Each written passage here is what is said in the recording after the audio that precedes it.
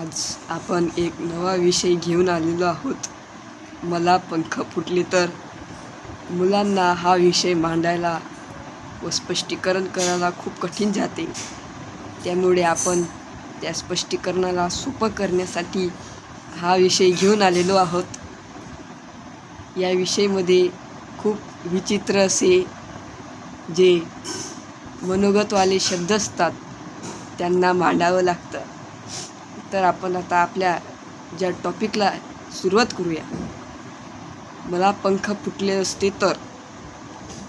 मला पंख फुटले असते तर किती बरे मजा झाली असती. मला रोज शाळेला चालत जावे लागले. त्याऐवजी मी पंखांनी मस्त उडूनच शाळेला गेलो असतो. मला पंख असते तर मी कधीही कुठेही उडत उडत जाऊ शकलो असतो. उंच उंच नारळाच्या शेंड्यावर बसून खाली उभ्या असलेल्या आईला घाबरवलं असतं.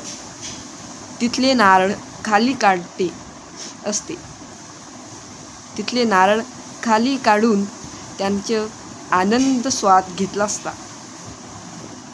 आंब्यांच्या झाडावर बसून आंबे काढले असते. गरुड, ससे, घरी अशा मोठमोठ्या पक्ष्यांची मी मित्रता केली असती. पण त्याचबरोबर चिवताऊ,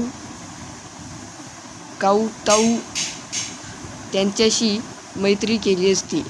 मला फुटले पंख असते तर मी उडत उडत कुठल्याही उंच इमारतीवर गच्चीवर गेलो असतो. विजेच्या तारांना लटकलो असतो.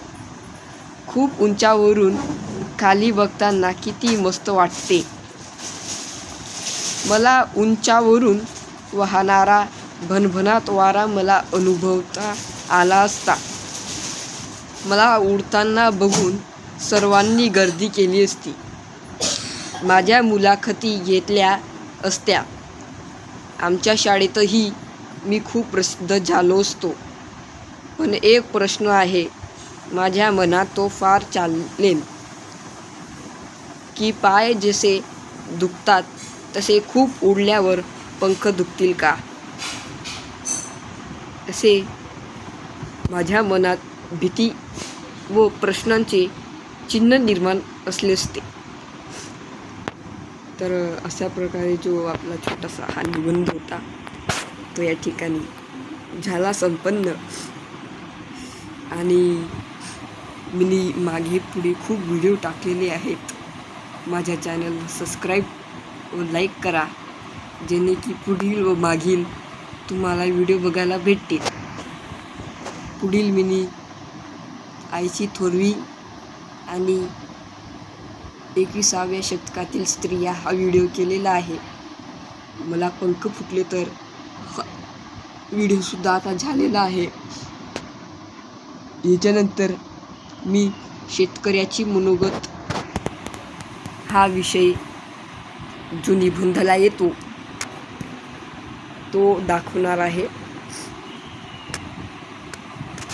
आज आपला जो तिसरा निबंध होता मला पंख फुटले तर, तो या ठिकाणी झाला आहे. तुम्ही बघू शकता. मी परत तुम्हाला एकदा दाखवतो.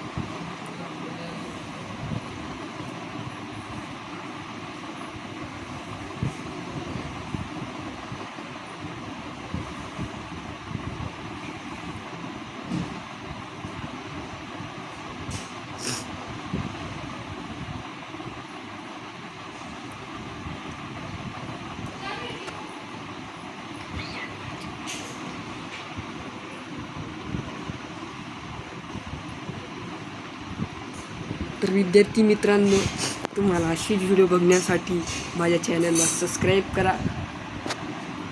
धन्यवाद आणि बघत राहा उत्कर्ष पवार चॅनल.